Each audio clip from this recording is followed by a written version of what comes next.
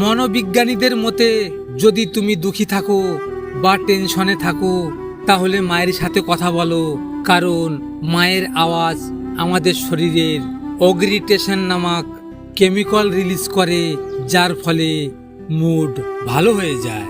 কলম যতই দামি হোক, ভেতরে কালি না থাকলে যেমন তা মূল্যহীন, ঠিক তেমনি মানুষ যতই শিক্ষিত হোক না কেন, মনুষ্যত্ব না থাকলে সে শিক্ষা মূল্যহীন।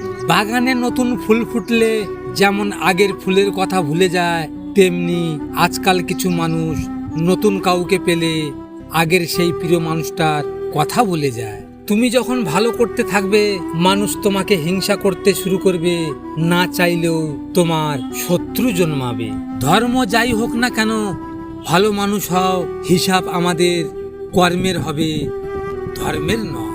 একটি পুরুষ সেই সময় ভেঙে পড়ে যখন নিজের জীবন বাজি রেখে পরিবারের জন্য কঠোর পরিশ্রম করে যায়, কিন্তু তাকে বোঝার মতো কেউ থাকে না।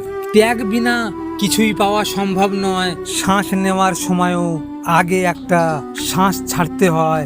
আত্মসম্মানের থেকে বড় আর কিছু নেই। কেউ তোমাকে একবারের জন্য ছোট করলেও তাকে চিনে রাখো এবং তার থেকে দূরে থাকো, কারণ প্রশ্রয় পেলে সে একই কাজ বারবার করবে। জেদ খুবই ছোট একটা শব্দ, যা সম্পর্কের মতো একটা বড় জিনিসকে ধ্বংস করে দিতে পারে। জীবন ও সময় পৃথিবীর শ্রেষ্ঠ শিক্ষক। জীবন শেখায় সময়কে ভালোভাবে ব্যবহার করতে, আর সময় শেখায় জীবনের মূল্য দিতে। স্ত্রীর মূল্য ঠিক তখনই বুঝবেন যখন অসুস্থ হয়ে বিছানায় থাকবেন, তখন স্ত্রী ছাড়া সেবা করার মতো কাউকে পাশে পাবেন না। একজন স্ত্রী হচ্ছে স্বামীর জন্য পৃথিবীর মধ্যে অন্যতম শ্রেষ্ঠ সেবিকা। ভিডিওটি ভালো লাগলে পাশে থাকবেন, আর হ্যাঁ, নিজের খেয়াল অবশ্যই রাখবেন, কারণ এটা স্বার্থের দুনিয়া বন্ধু। এখানে নিজের খেয়াল নিজেকে রাখতে হয়, অন্য কেউ রাখবে না। দেখা হচ্ছে পরের ভিডিওতে। ভালো থাকবেন, আর হ্যাঁ, নিজের খেয়াল অবশ্যই রাখবেন। ধন্যবাদ।